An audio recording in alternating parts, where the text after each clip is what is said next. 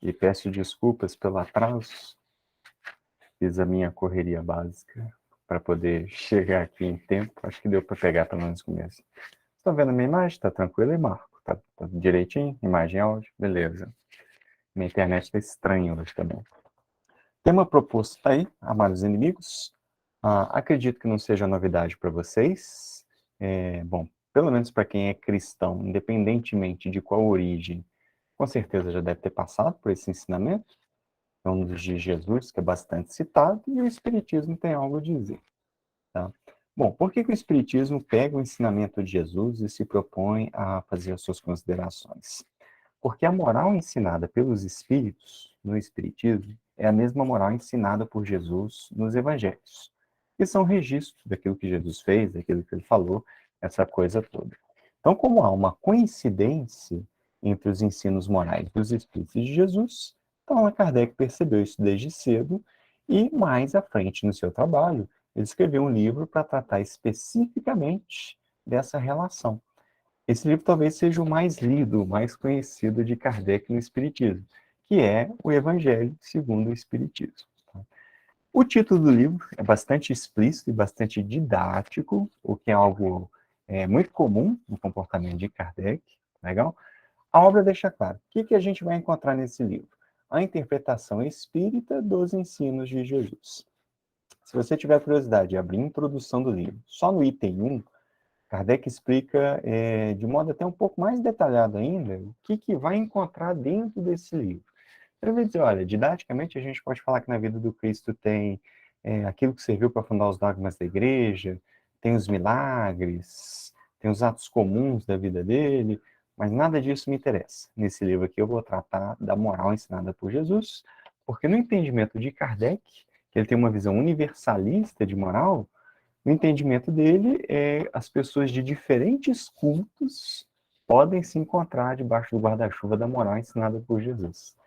Eu acho essa uma visão muito bonita, muito para frente, porque ela está falando que a moral de Jesus não é uma moral para cristãos, mas é uma moral para espíritos. Então, assim, independentemente do seu culto, você pode se encontrar com outra pessoa nos ensinos morais de Jesus. Coisa que, historicamente, infelizmente, a gente não vê acontecer. As religiões ainda são muito de brigar, de dividir essa coisa toda. Mas, enfim. Então, a justificativa nós estamos buscando o ensino moral de Jesus porque a moral espírita é a mesma moral ensinada por Jesus. Tá legal? Então, esse é o ponto de partida para a gente exercer a nossa interpretação. Muito bem. De onde surge o contexto desse ensinamento? A gente pode buscar referência, estou com uma aba aberta aqui, está lá no Evangelho de Mateus, capítulo 5. Jesus está fazendo uma série de considerações a respeito do que aquele grupo, do que aquelas pessoas tinham aprendido na religião e na cultura deles, e Jesus está dialogando isso com a proposta que ele traz. Em alguns pontos, Jesus propõe uma continuidade. O que ele fala aprofunda, completa, desenvolve aquilo que existia antes dele. Em outros aspectos, no entanto, há uma mudança substancial. Esse tópico que a gente está abordando hoje marca, de alguma forma, essa ruptura. E está lá no Evangelho de Mateus, capítulo 5, nos versículos 43 e 44. Está assim, é atribuído a Jesus isso. Ouvistes que foi dito, amarás o teu próximo e odiarás o inimigo. Eu, porém, vos digo, amai os vossos inimigos e orai pelos que vos perseguem. Vejam vocês que aqui fica claro que é uma ruptura. O pensamento judaico até então, dentro daquele povo, naquele contexto, já havia um discurso sobre o exercício amoroso, mas é um exercício, assim, bastante restrito. Eu vou amar estritamente aqueles que são meus iguais. O que significa dizer que são meus iguais? Ter o mesmo sangue de que eu, são pessoas de quem eu gosto, são pessoas que estão na mesma religião que a minha, porque a minha religião é que garante a salvação, essa coisa toda assim. Então, os meus iguais nesse sentido assim, a minha tribo. Eu amo quem é da minha tribo. Quem é de fora, não. Né? É algo até indiferente. E se um outro alguém for classificado na categoria de inimigo, esse mesmo não merece meu amor. Esse merece meu ódio.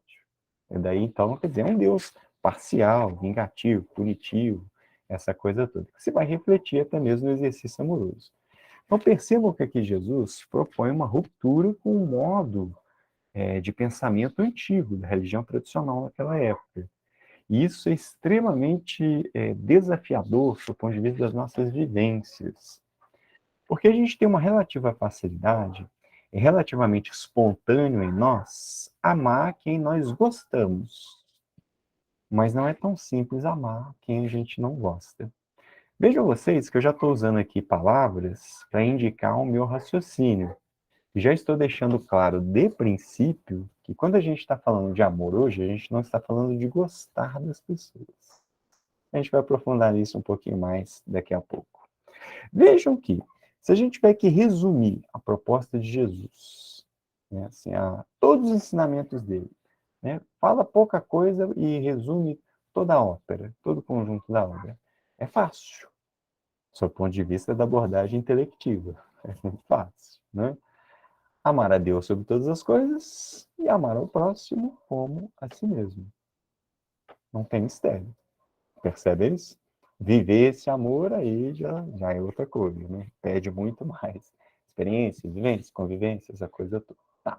A centralidade do ensino de Jesus, e quando eu falo ensino de Jesus, é a vivência dele, porque ele não é mestre à toa, a gente adota ele como referência moral, não só porque ele tem um ensino moralmente superior, mas ele é a vivência desse ensinamento moral superior. Então, Jesus dizer ensino, dizer comportamento dele, é dizer rigorosamente a mesma coisa. Jesus é o que ele ensina o que ele é, sabe? Essa coisa assim. Então, assim, é um todo coerente ali. Tudo bem. Centralidade do ensino moral de Jesus é a ética do amor. Então, a gente tem que praticar o amor e começa, né, com o Criador e é extensivo para os nossos irmãos. Vejam vocês que aqui já está o primeiro desafio. Jesus fala de amar ao próximo. Ele não está falando assim, eu vou amar só o Marco, porque o Marco é meu chegado. Eu vou amar a Gilmara, porque a Gilmara aparentemente é uma boa pessoa. Aparentemente, não sei. Né? Enfim, eu vou amar quem está próximo que eu vou. Não. Quando Jesus fala em amar ao próximo, gente, quem é meu próximo? Dentro da mentalidade de Jesus. Quem é meu próximo? Todo aquele que apresenta a mesma condição de humanidade que eu mesmo apresento. Ou seja, né, esse é um modo simplificado de dizer, meu próximo é todo e qualquer espírito que exista. Então, aquele sujeito mais perverso, mais sacana, ele é meu próximo. E a orientação de Jesus é assim, tem que amar, tem que amar. Vejam que Jesus não tem assim, amarás o teu próximo, vírgula, menos se ele for de outra religião, menos se ele tiver uma cor de pele diferente da sua, menos se ele falar uma língua diferente da sua, menos se ele tiver uma orientação sexual que não é majoritária, menos... Entende o que eu quero dizer? Não tem isso, assim, exceção, não. Próximo. Todo e qualquer espírito é meu próximo. E isso, por si só, eu já considero revolucionário. E acho que é uma palavra bem adequada. Percebe isso? Você está fazendo uma modificação de mentalidade muito grande do mundo antigo, né, com o ensino de Jesus. Se a gente parar para pensar modernamente a fundação do que a gente chama de direitos humanos universais, tem uma declaração disso e tal, que vai beber ali na Revolução Francesa, e Kardec bebe muito nessa filosofia da Revolução Francesa, que é o iluminismo e tal, a gente vê isso. Né? Mas reparem vocês que para nós, no Ocidente, na nossa tradição filosófica ocidental, aonde surge o que hoje a gente chama de direitos humanos? Surge aí no discurso desse sujeito, Jesus. Todo mundo tem os mesmos direitos diante de Deus. A gente tem que amar todo mundo. Não interessa quem é, como é esse todo mundo. Sabe? E o que ele faz. E, minha gente, para que ficasse claro, Jesus foi enfático. Então, assim, dizer que amar o próximo, a princípio a gente deve aceitar. Mas para ficar ainda mais explícito que a didática e a simplicidade dos espíritos superiores, o que Jesus faz? Ele aproveita uma outra circunstância e enfatiza um caso que provavelmente geraria dúvidas. Então, assim, Jesus falou para a gente amar todo mundo, essa coisa toda. Mas aí você poderia, assim, né? Depois de muito pensar e tal, você começa a tentar achar as brechas ali, né? Para tentar fugir de uma coisa que exija mais de nós. Mas vem cá, mas aquele ali me persegue, me calunia, ele quer o meu mal, essa coisa toda. Tem certeza? Vale isso para ele também? Percebem, assim, a didática da coisa? Jesus, ele tem uma percepção tato psicológico completamente desenvolvida. Então, assim, a gente é muito transparente para ele. Tem mistério para ele no nosso comportamento, nos nossos pensamentos, as nossas intenções, essa coisa toda. Então, vejam vocês, aí ele aproveita esse contexto, onde ele está fazendo algumas comparações, e diz, olha, eu digo para vocês, não é para fazer igual aos antigos, não. Tem que amar também os inimigos e orar por aqueles que nos perseguem. Jesus tem hora que não é fácil, não. Né? Ele propõe umas coisas para a gente, olha só. Isso deixa claro, quando ele está falando de amar os outros próximos, quer dizer, todo mundo que existe, isso inclui aqueles que são temporariamente os nossos inimigos. Se você preferir usar a palavra adversários e por aí vai, mas acho que a ideia básica está bem colocada. Né? Pessoas que a gente tem animosidades, adversidades, das mais simples às mais graves, as mais intensas. Então vejam, quando Jesus fala isso, ele está deixando explícito de vez que o discurso de amar ao próximo como a ti mesmo é universal. Mesmo. Não tem brecha, não tem nada. Nem esse pra gente que a gente tem inimizade. E aí entra a nossa dificuldade. Mas como assim amar o inimigo? E aí, minha gente, Kardec nos alerta a isso. Tem um capítulo no Evangelho segundo o Espiritismo que aborda especificamente essa questão de amar os inimigos, que vem na sequência do capítulo que fala sobre amar o próximo. E Kardec coloca lá uns termos que eu acho assim, muito importantes para a gente interpretar esse tema. Ele diz assim, como a gente está usando a mesma palavra para situações diferentes e também para sentimentos diferentes, compete a gente usar a razão para fazer as diferenças. Porque para pensar, não é óbvio para você? Eu não vou ter o meu coração batendo da mesma forma encantada por alguém que eu goste em relação a alguém que eu detesto. É impossível que o meu coração fique mobilizado da mesma forma, vocês concordam? É uma afetividade diferente. Aqueles que eu tenho gosto, é uma afetividade de proximidade, de partilha, aqueles outros não, é uma afetividade de repulsão, de distância. Como assim amar esses que me são distantes? Por isso, usar a razão. O Espiritismo, a gente valoriza o uso da razão o tempo todo, já repararam? Tanto que ela Kardec vai falar até sobre a fé. Não é um clássico do Evangelho segundo o Espiritismo, que a fé tem que ser raciocinada, ponderar, até mesmo para dialogar com a razão, em todas as épocas da humanidade, essa coisa toda. Então, gente, vamos pensar.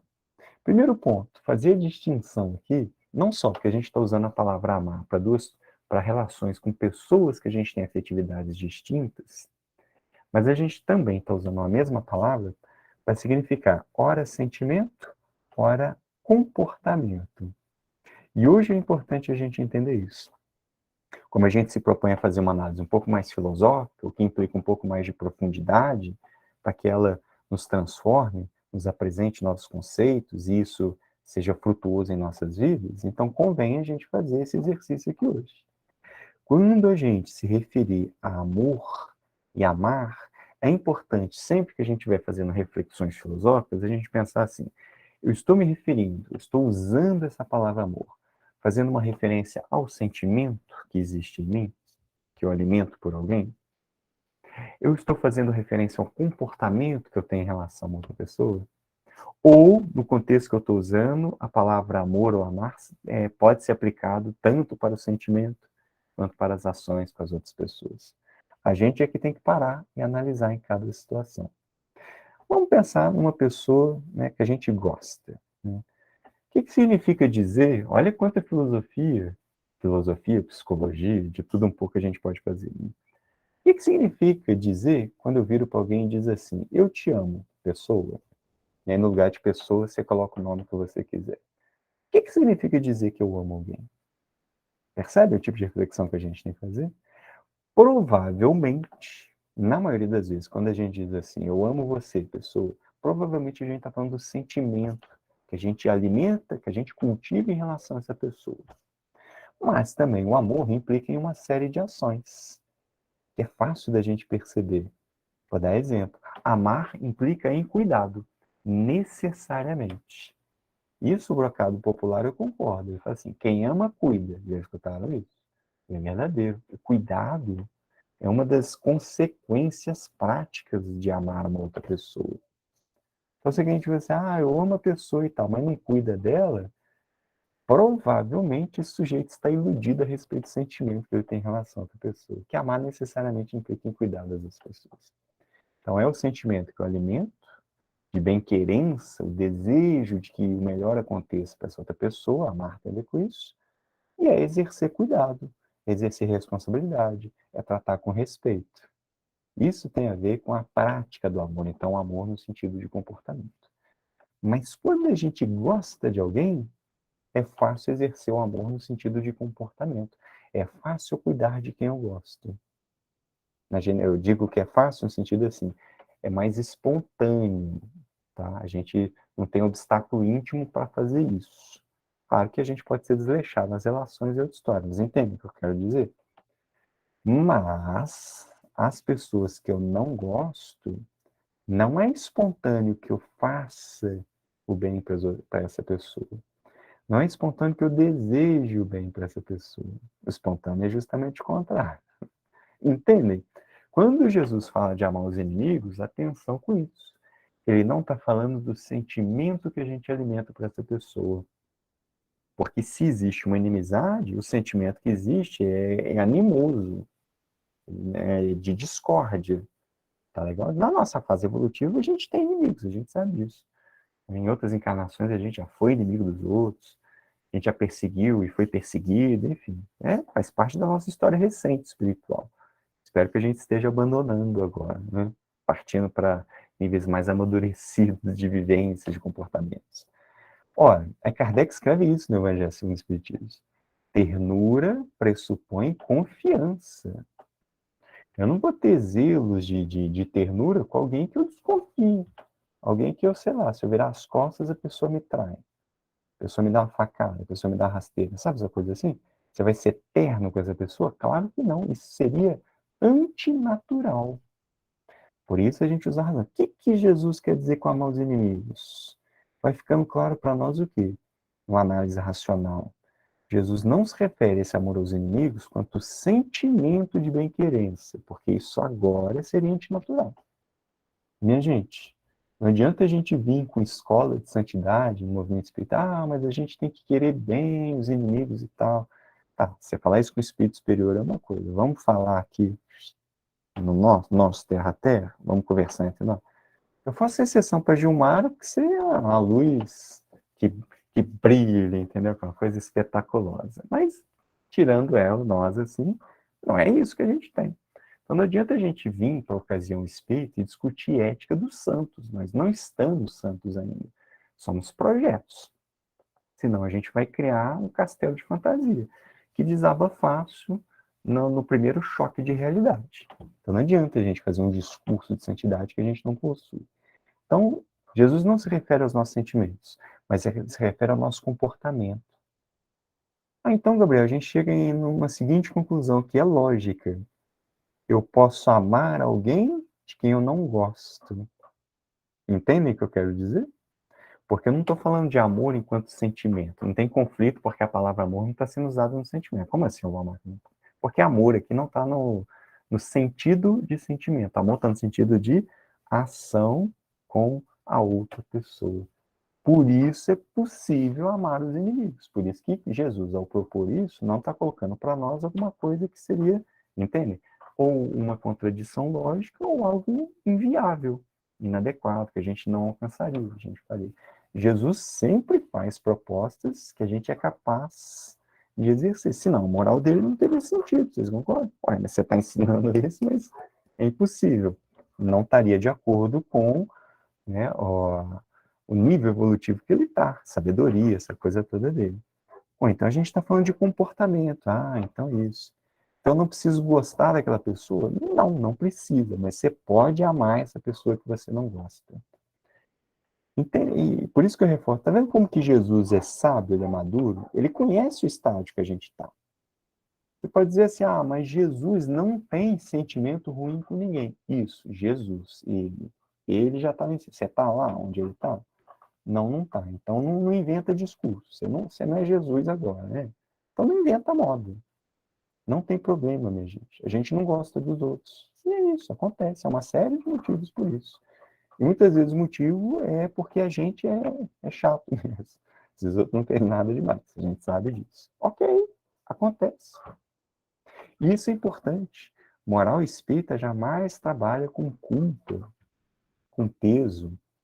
Aliás, eu acho isso curioso. Muita gente força a palavra karma a entrar no vocabulário espírita, que não é nem o conceito, porque isso permite introduzir o mecanismo de culpa como mobilizador de ações, de relações. Já viram isso?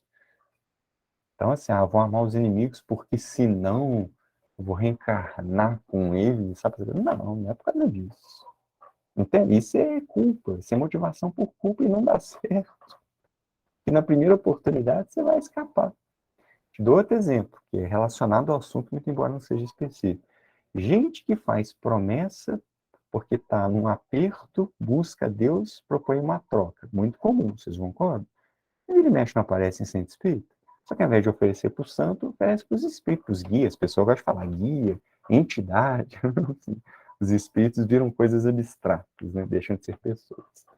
Ou então diz assim, não, mas agora eu vou fazer um trabalho voluntário e tal. Às vezes pode ser na própria casa espírita. Quando me perguntam, ou quando comentam comigo e abrem, que eu acho que a gente não deve ser entrão, né? Eu digo assim, por favor, não faça esse trabalho voluntário, não entre. Porque você não está mobilizado por sua vontade, você está mobilizado pelo aperto. Assim que o seu aperto passar, você vai arrumar desculpa e vai picar a mula desse serviço voluntário. Você está oferecendo ele em troca porque você está apertado. Não faça. Deixa depois que você sair do aperto, você vai estar com a cabeça limpa, aí você decide se você tem interesse ou não. E isso, quando a gente traz para amar os inimigos na forma de karma, é a pior coisa que a gente faz. Porque fica a motivação pela culpa, sabe, essa coisa assim? Ou pelo medo. Eu tenho medo de ir para os quintos do umbral. Né? Assim, aí tá, eu vou fazer e tal. Não, isso não é motivo. É porque inferno, não existe inferno. Não existe estado de consciência feliz ou infeliz. Em qualquer parte.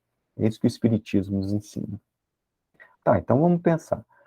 O que é que significa amar esses inimigos? E antes de dar sequência, a Ana Maria levantou aqui a mão. A gente vai escutar a participação dela. Fique à vontade, Ana Maria.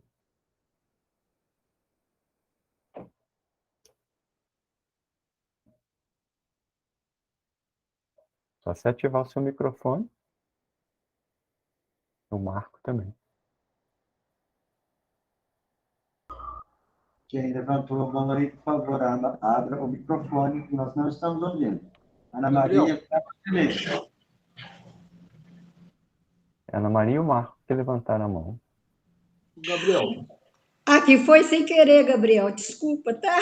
Não tem problema, você fica à vontade para participar, viu? Alô, obrigada, tá? Desculpa. Nada. Marco, quer falar, Marco? Gabriel, é o finalzinho você falou aí, mas eu não consegui ouvir por causa de um barulhinho esse Diga, aqui. qual parte que você quer eu tava? Você lembra? No finalzinho, não sei se é pergunta, não sei o que você falou no finalzinho aí, a frase. Eu estava indicando para a gente agora ver quais são os comportamentos, o que significa amar os inimigos de fato. Estava encaminhando o raciocínio nesse sentido. O que é amar os inimigos? Isso. Vamos discutir agora, Tá, o que a gente quer dizer especificamente com isso? Ok. Entendeu? Tá legal? Uhum. A frase eu não lembro qual que eu tava, não, porque na minha idade a memória já não é muito boa. Vamos lá, eu tô com as anotações aqui, cadê? Gente, eu tô retirando isso do Evangelho segundo o Espiritismo, tá? O que eu tô fazendo aqui? Tipo uma checklist, já viram aquela listinha de coisas que você tem para fazer? Aí você faz uma, você dá aquele Vzinho lá, às vezes verde, alguma coisa assim, uma checklist. Resumir o que tem ali no Evangelho segundo o Espiritismo. O capítulo tem vários assuntos que são abordados simultaneamente, tá? Ele discute sobre duelo, ele discute sobre perseguições, essa coisa toda. Mas eu peguei um parágrafo onde ele resume exatamente isso. O que significa amar os inimigos? Eu acho importante, como Kardec é muito didático, tá? Pode ser de grande relevância para nós, para a gente não ficar inventando o que é amar os inimigos e para a gente não se cobrar uma interpretação que não é espírita sobre isso. Tudo bem? Tá escutando agora, Marco? Tá conseguindo acompanhar?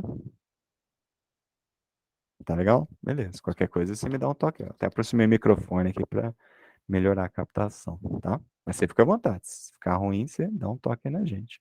Pode escrever também. Primeiro item, minha gente. Mais fácil. Não lhes guardar ódio, nem rancor, nem desejos de vingança. Geralmente os ensinos morais começam assim, já repararam? Não faz tal coisa. Você, quer dizer, na nossa fase evolutiva, não fazer burrada já é um primeiro passo. Ele não faz isso. Depois pensa em fazer coisa boa, né? Mas primeiro, não faz burrada que já é alguma coisa. Não guardar ódio, nem rancor, nem desejo de vingança. Gente, isso é extremamente prático. Por quê? Vou dar um exemplo de reunião mediúnica que eu participo semanalmente. A gente vê lá obsessão. Estou usando obsessão aqui no sentido kardeciano da palavra. É a perseguição que um espírito, a influência mais persistente que um espírito faz sobre uma pessoa. Isso é obsessão no vocabulário de Kardec. Tá? Qual é o principal motivo de obsessão? Disparado, que você pode falar com tranquilidade. Vingança. Projeto de vingança. Espírito insatisfeito, magoado, rancoroso, que não superou uma situação, foi traído, seja afetivamente falando, seja no ambiente profissional, foi assassinado, sofreu violência, entende? Assim, qualquer tipo de agressão, qualquer tipo de maldade que ele sofreu. Ele guarda aquilo e se embrenha num projeto de vingança. E há espíritos que vão elaborar longamente esses projetos até ter oportunidade, muitos vão criando cerco, persegue o indivíduo entre uma encarnação e outra, ou na mesma encarnação, enfim. Sujeito imbuído de projeto de vingança. E quando a gente vai conversar com esses espíritos, uma distinção que a gente procura fazer com eles é a seguinte, bom, aí muitas vezes ele chega, consegue exercer a sua vingança sobre o outro.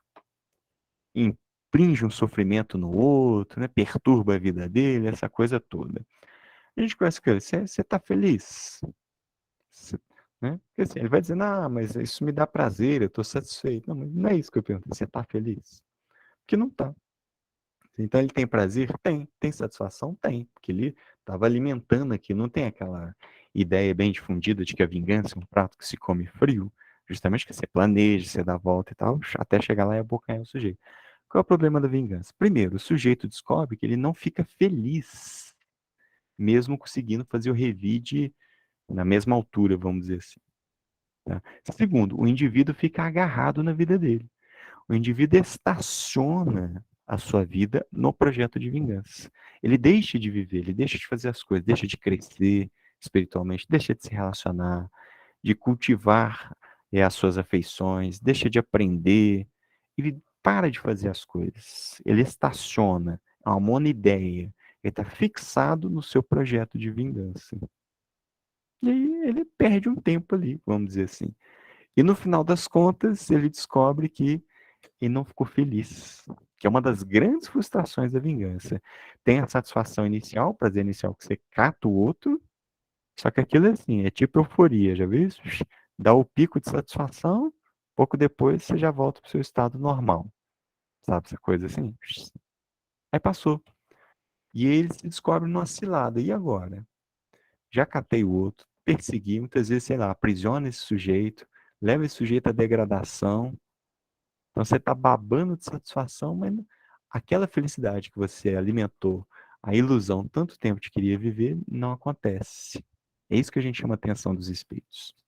E outro ponto que eu chamo a atenção, gente, obsessor não é vilão. Obsessor não é um malvadão do mundo espiritual, sabe essa coisa assim?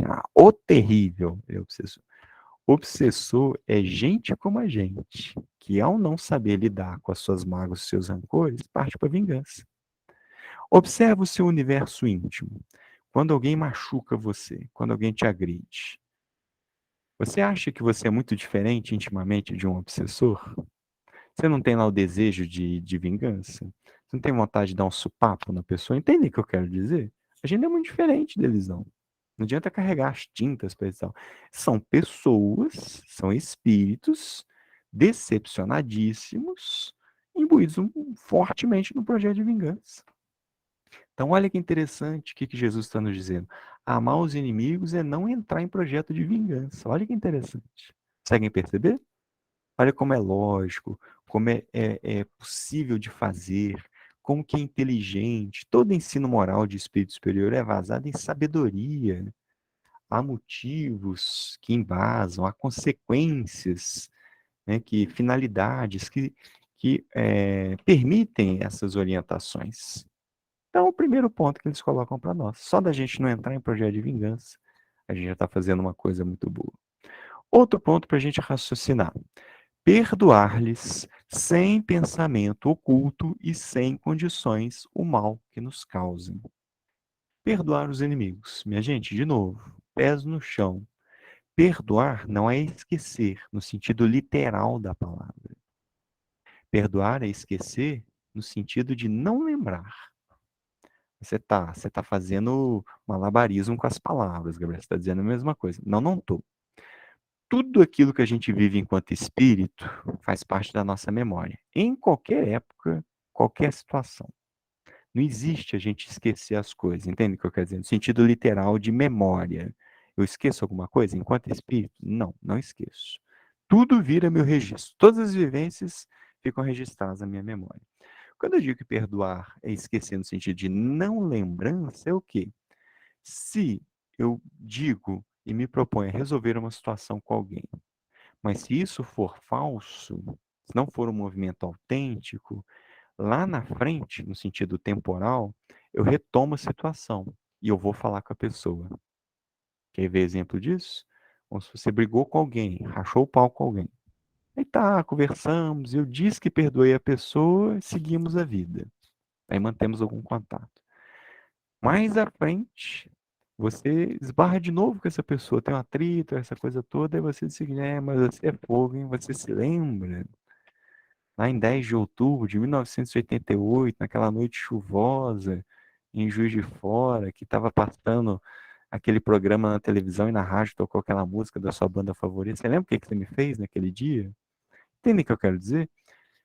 Isso não é perdoar, porque isso não foi completamente elaborado. Então, a orientação de Jesus para a gente perdoar, minha gente, de novo, pés no chão. Vamos trabalhar isso no nosso possível e sempre com sinceridade e autenticidade. Qual é o limite que eu consigo agora de perdoar alguém? Vou exercer nesse limite. Perdoar não significa concordar com o erro do outro. Atenção com isso.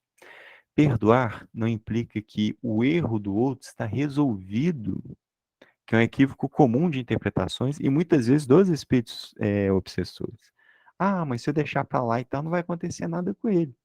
E a gente fala que é óbvio para ele, mas claro, como ele está com um sentimento, uma paixão muito forte, ele tem dificuldade de compreender. Fica sossegado, vai viver a sua vida, porque a lei divina cuida dele. A lei divina cuida de todo mundo. Se o indivíduo fez algo de errado, ele vai responder para a lei divina. Não vai acontecer no tempo que você quer e do jeito que você quer. Aí as leis é que vão ditar como que vai ser a reparação desse sujeito. Mas, gente, isso vale para todo mundo. Porque a gente aponta isso muito para quem. Porque a gente acha que só os outros cometem erros. Isso vale para a gente também. A lei é universal. Deixa o outro. Perdoar não elimina a falta. Não existe isso. Eu perdoei o fulano, então apagou a falta. Não. Fulano vai se reparar. Mas quando eu perdoo, qual que é a sabedoria do perdão? Perdoar significa não criar vínculos com o mal que o outro me causou. Porque se eu criar vínculo, além do mal que ele me causou, eu fico multiplicando esse mal em mim. Entendem isso?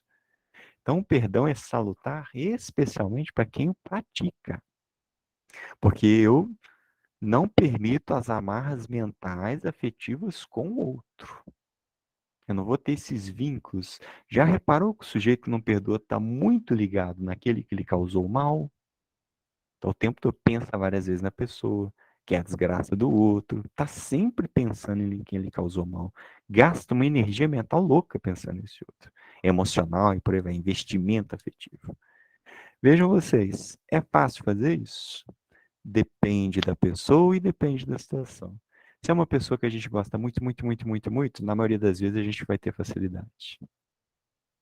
Pode ver aí, sei lá, aquelas mães que são mães efetivamente, né? Que têm um profundo amor pelos seus filhos e tal. Elas perdoam com muito mais facilidade o seu filho, mesmo que ele faça algumas coisas que a gente considera assim, que é um vínculo tão forte que o perdão passa por cima de outras considerações, você concorda? Tá. Outro ponto para a gente considerar. Perdoar não implica em permitir a convivência do outro na intimidade, se essa convivência implicar em risco à minha integridade emocional e ou física. Atenção com isso. Vamos supor, eu saí de uma relação afetivo-conjugal abusiva. O outro é alguém que me xingava, chegou a me bater, essa coisa toda. Fiz uma denúncia, medida protetiva, sabe, essas coisas todas. Afastamento do outro. Ah, mas eu sou espírita, eu tenho que perdoar o outro. Ótimo. Muitas vezes a gente precisa de um auxílio psicológico para ir encontrando os caminhos em nós, para a gente construir esse perdão, porque nesse caso pode ser mais difícil. Ah, então vou perdoar, vou tornar a conviver com o outro. Não.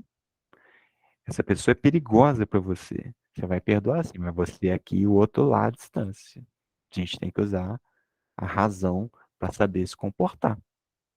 Porque se você voltar para a próxima, ele vai querer te ameaçar. Então, perdoar não é fechar os olhos aos perigos. Isso, gente, é importante da gente entender para interpretar que Jesus fala assim: se alguém lhe bater numa face, apresente-lhe a outra. Se alguém lhe pedir a túnica, dele também a capa. Se alguém lhe obrigar a caminhar 1000 passos, vá 2000. Não tem isso lá nos evangelhos? Atenção com isso. O que Jesus está simbolicamente representando, minha gente? Que a gente não revide da mesma forma. É não atacar quem nos atacou. Então Jesus está propondo a gente sair de Moisés.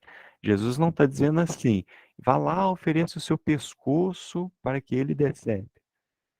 Vá lá e se amarre no tronco para que aquele perseguidor ponha fogo em você.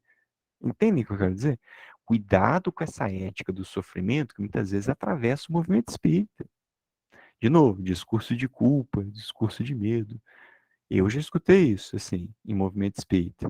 Fulana está casada com um sujeito que é abusador que bate nela. A fulana sobrevive àquela encarnação, chega do outro lado assim, venci, fiquei casada com ele. Aí o mentor vai lá e diz, olha, não, você não venceu não, porque você ficou do lado dele, mas você não amou ele. Você vai ter que reencarnar, vai ter que casar com ele de novo. Já escutei isso. Chama a atenção de vocês para o absurdo que é esse raciocínio e que a estrutura desse raciocínio atravessa o movimento espírita. É o que eu chamo de ética do sofrimento, que é uma visão catolicizada de espiritismo. Entendem o que eu quero dizer? Então, amar os inimigos não é assim. Então, tem que amar os inimigos. O cara me detesta, o cara, assim, uma pessoa me detesta, me maltrata, eu preciso amar ele. Vou ficar ali pertinho, ouvindo desaforo, vou me expor a risco, entende? Gente, isso é falta de raciocínio, cuidado. Então a gente tem que analisar as circunstâncias das pessoas. Então vou perdoar. Tem gente que a gente tem que perdoar e tem que manter a distância. Eu nunca mais vou conviver com essa pessoa. Talvez nessa encarnação a resposta seja sim. Mas a gente é reencarnacionista.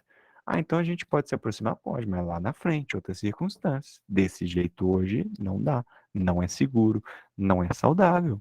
Então a gente tem que usar a nossa razão em todas as circunstâncias. Cuidado com isso. Outro ponto. Não opor nenhum obstáculo à reconciliação com eles. Ponto interessante, né? Claro, supondo que os inimigos chegaram num ponto onde eles já querem civilizadamente tentar ajustar as suas pendências. Ok, não opor obstáculos. Gente, o que é esse opor obstáculos? Porque a gente é muito orgulhoso, já repararam isso? Porque a gente sabe que o mundo dá volta e tem um ditado que fala isso, né? O mundo é comprido, já viu? Dá volta, e volta para o mesmo ponto. Tem essa ideia? O que a gente quer dizer com esse ditado? Que o sujeito que sacaneia o outro, a vida dá volta e reúne essas pessoas de novo. Vocês já devem ter reparado isso, né? Se a gente estiver por cima da carne seca, quando dá esse retorno, agora sou eu que estou por cima, né, pessoal? E agora, né? Porque a gente fica ali babando, esperando essa situação acontecer, né? É isso que Kardec está dizendo. Ó, surgiu o contexto, surgiu a oportunidade, claro, razão de novo, né? É uma oportunidade e tal. O que que diz para não opor obstáculos? Olha, tudo bem, a Gilmara está ali me pedindo perdão, porque ela é malvada comigo e tal. O que que eu vou fazer? Tudo bem, olha, aí eu ofereço, né? Beija minha mão primeiro. Ajoelha, pede, implora. Quem sabe eu considero se eu vou, né, conviver com você de novo. Entende o que eu quero dizer? Colocar condições assim. Ah, eu perdoo a Gilmara, desde que você, sei lá, você lave a louça para mim todo dia. Aí eu te perdoo. E por aí vai, entendeu? Tô dando alguns exemplos, vocês podem pensar em mais. Amar os inimigos surgiu o contexto, vai reconciliar sem nenhuma imposição. A gente vê isso muito nos trabalhos mediúnicos e na literatura mediúnica, quando os espíritos se reúnem, a galera que é adversária, já viu? Tem um tratamento psicológico, tem uma para ali, estimula aqueles sujeitos a se entender, mas você também não pode obrigar eles. Vai conversando e tal, porque muitas vezes o ajuste é difícil. Vamos mais um pouco? Desejar-lhes o bem e não o mal. Já pensou isso? Desejar o bem para o seu inimigo. É isso é amar os inimigos. Ah, isso não é espontâneo. Não, não é. Significa que a gente tem que fazer esforço para adquirir isso, exatamente. Por isso que Jesus já falou lá no começo: orar por aqueles que nos perseguem, nos caluniam. É isso. E conseguem perceber, gente, quanto que o Espiritismo convida a razão a nosso favor, para o nosso próprio sentimento? Eu me pego lá, sabe? Estou desejando mal para o outro. Muitas vezes a gente não faz o mal para o inimigo, porque a gente não tem oportunidade, que a gente não tem ousadia. Mas a gente deseja umas coisas ruins, não deseja? Tomara que quebre a perna, tomara que pise ali no bueiro, tem uma entorse, não, as coisas assim, por aí vai. A gente deseja. O fulano abriu, sei lá, abriu um negocinho, tomara que ele vá à falência, que os cobras, que eles arrancam a casa dele, maldito. Assim, a gente deseja essas coisas, que a gente não fala, né? Kardec, o que que a gente faz? Desejo bem para ele. Ah, não é espontâneo, não. O que que eu faço então? Eu percebi que estou desejando mal, faço esforço mental, a gente tem uma capacidade mental absurdamente grande. Peraí, esse pensamento não é legal. Porque além de eu estar enviando coisa ruim para o outro, que já não é coisa legal, se eu penso algo ruim, eu já sou prejudicado inicialmente. O pensamento ruim sempre me prejudica. Então, melhor seja para você, fulano. Deus que te abençoa. E vida que segue. Pode ser que a gente repita isso 1 milhão de vezes. E aí a gente vai, né, se exercitando e vai melhorando. Que isso é amar os inimigos. Desejar o bem ao invés de desejar o mal. Por que eu digo isso também? Por causa desse outro tópico aqui.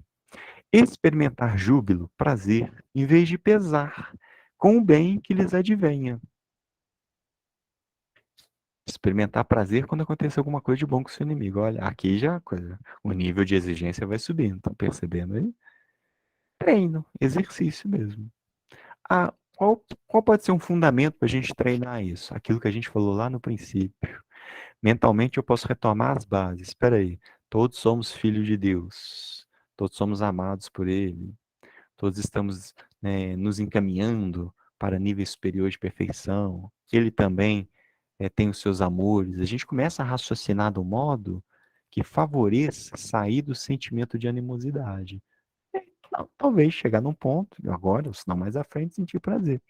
Que muitas vezes, minha gente, o que que rola? A gente não faz o mal para o inimigo, mas a gente fica bem satisfeito quando acontece uma desgraça na vida dele. Já repararam isso? A gente lambe os dedinhos. E eu não fiz nada com ele, que a gente ainda se livra dessa, né? Pelo menos precisei enfiar a mão ali ter a mão na sujeira para acontecer o mal com o outro, não é assim? Mas aí a gente fala, né? Mas Deus é justo, aqui se faz, aqui se paga, sempre pro outro, né? Nunca para nós, né? Então percebe? Nesse sentido, amar os inimigos. Mas socorrê-los em se apresentando à ocasião. Aí a gente tem que trabalhar muito o nosso orgulho. E na generalidade, se a gente vê ele precisando de ajuda e se a gente estiver disponível, provavelmente, estou falando provavelmente que eu não conheço seu universo íntimo, tudo bem? Provavelmente a gente vai querer ir afora ali, falar, né? Tá precisando de ajuda agora, né, cachorrão? Vou fazer você comer o pão que o diabo amassou com o rabo. Não é assim? Coisas que a gente pode desejar fazer. Retribuir-lhes sempre o mal com o bem, sem a intenção de os humilhar. Isso, para mim, é a interpretação do ensino de Jesus de oferecer outra face. Não é pedir para ser agredido de novo. Mas a uma ação má que ele me faz, eu respondo com bem. Eu não me permito fazer o mesmo mal. Porque isso é lei de Moisés, olho por olho, dente por dente, por aí vai. Porque isso é muito nosso instinto ainda, é muito automático em nós. A gente tem que se treinar. Então, resposta negativa eu não dou, me nega a fazer isso. Dou uma resposta positiva, mas sem querer lacrar, sem querer passar por cima dele.